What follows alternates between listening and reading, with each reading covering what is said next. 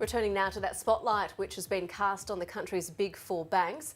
All four CEOs are being grilled by a parliamentary committee in Canberra this week. Commonwealth Bank's CEO Ian Narev has conceded none of his staff have been sacked over the scandals involving its insurance arm ComInsure.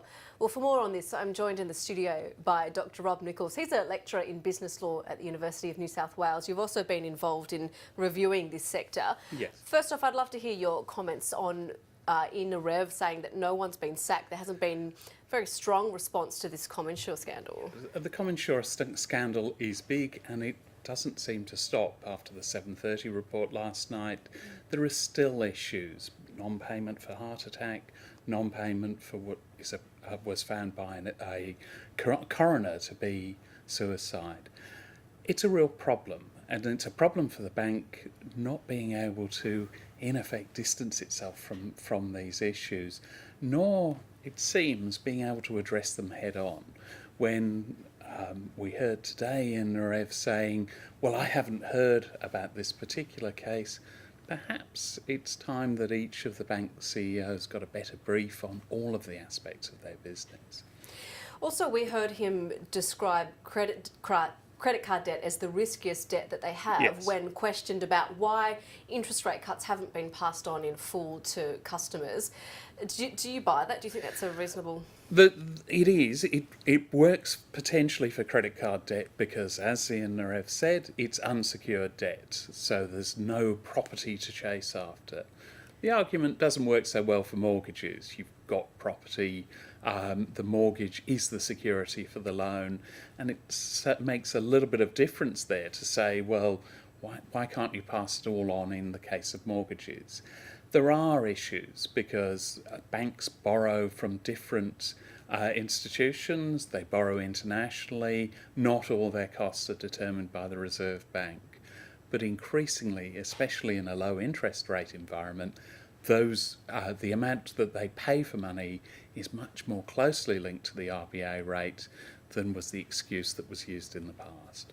There's been criticism about this inquiry altogether. The opposition has voiced its concerns. You, as I mentioned, have been involved in reviews of the banking sector in the past. Yes. Do you think this will achieve anything? It's difficult to see it achieving as much as alternatives. One alternative that might be a preferable one would be for the ACCC to review the competitiveness of the sector. The ACCC is doing that in the telco sector currently, it's doing it in some areas of agriculture, and that type of independent review that if it could feed into a Royal Commission, could very usefully feed into this parliamentary review, is probably going to be much more effective than grilling the CEOs for 3 hours once a year.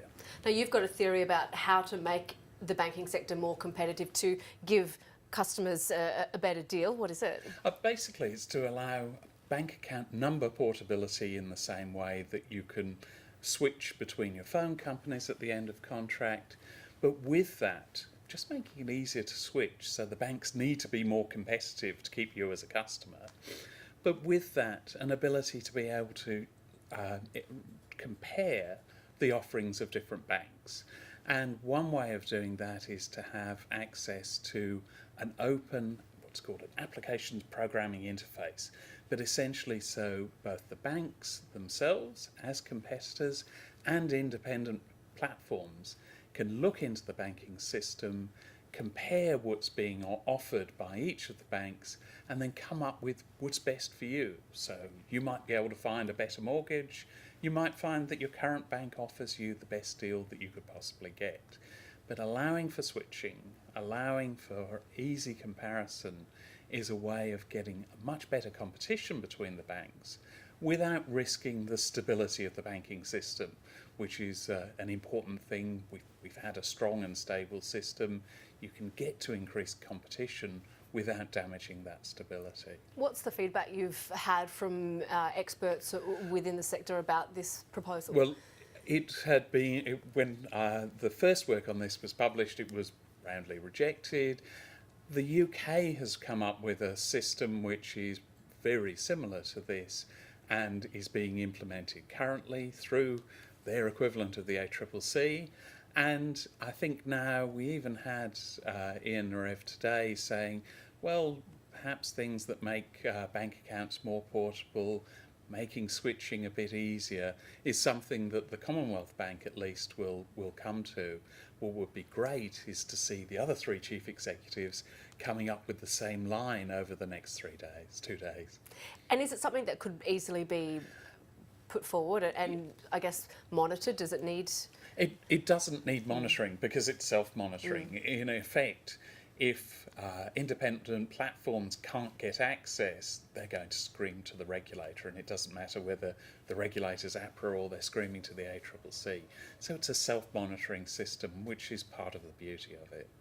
We'll see what happens over the next few days. Yes. Thank you so much for coming in this evening. Thank you very much.